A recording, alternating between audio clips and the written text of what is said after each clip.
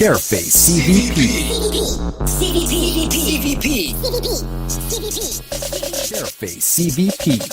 Subscribe, like, comment, and let the whole world know about Careface CVP. Careface Video Productions. Hi everybody. Welcome to the Year of the Black Heritage Development on Careface CVP. My name is Shirley. My name is Anthony, and we have the pleasure of interviewing Mistress Wangari Maathai, Maathai, the Nobel Lady from the motherland, Africa. How are you, Mistress Maathai? I hope it's okay to call you by your last name. Calling someone by their last name is often seen as a sign of respect in most locations. If the other person feel it's too formal, they may ask you to call them by their first name or another name they prefer. Anthony and Shirley, you can call me whatever you want, I don't mind. First, I have to say Careface is doing an excellent job. Keep up the good work, my brother.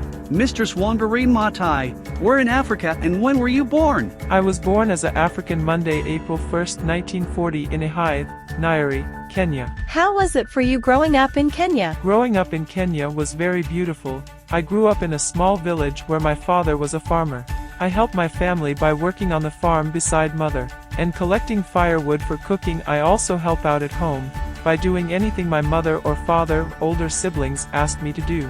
I was an obedient child. Mistress Maathai, we would like to know what age did you start at school in Kenya? Well, Anthony, when I started school I was 8 years old. How were you as a student, Mistress Maathai? Well, surely I was a very good student. After high school I won a scholarship to study in the United States. How was it studying in the United States? It was very challenging, but I was able to get my bachelor's degree and my master's degree. It also said in your biography that you study in Germany for a short period of time before returning back home to your country, Kenya. You're actually right, you're doing your research. I returned to Kenya, and in 1971 I studied at the University of Nairobi, where I was the first woman in Africa to earn a doctorate degree. What was your occupation, Mistress Wangari Maathai? In 1976 I worked at the university as a chair of a development. Mistress Wangari Maathai, let's talk about why we're really interviewing you. Is it because I'm black and it is Black Heritage Year? Not to be exact, it's really about the Green Belt movement that you started in 1977. What made you came up with such a genius idea? Upon returning to Kenya, I was upset to learn about the number of trees cut down to make room for buildings,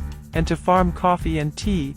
They didn't even farm food to eat, everything was imported. Before I left my village, it was flourishing with fruits and vegetation. There was even a river that I used to play in as a child. Cutting down the trees, the river dried up. The women could not find firewood to cook their food, and that was one of the biggest complaints. We would like to ask you, how does the Green Belt movement works? The Green Belt movement is a non-profit organization that supported women by paying them to plant trees across Kenya. This organization is responsible for planting over 3 million trees in Kenya and help over 300,000 women gain both opportunities and skills. So, you were activists, like the great Marcus Mosiah Garvey? Do you know of him? Of course I know of Marcus Garvey. He liberated black people. I was just like Garvey. I was an outspoken activist for the earth and protests against the Kenya government constructing building in sentimental areas. I have been arrested many times. But in 2002, by the new government, I was appointed Assistant Minister of the Environment, Natural Resource and Wildlife. Let's talk about the Nobel Peace Prize. Well, I kept on supporting women and the environment and became known internationally for my work in the Green Belt movement. I received the Nobel Peace Prize 2004. I was the first African woman to receive such an award. After getting such an award, what happened after that? Good question. After that, I just kept on elevating. In 2006 I wrote a memoir titled Unbowed to share my life story to people around the world. I become an inspiration as I traveled the world sharing my life story. Mistress Wangari Maathai, thank you for such an interview. You're welcome.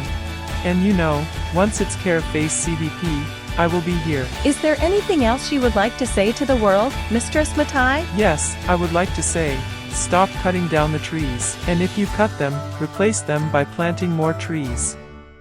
Brought to you by Careface CVP. Subscribe, like, comment, and let the whole world know about us. Careface CVP.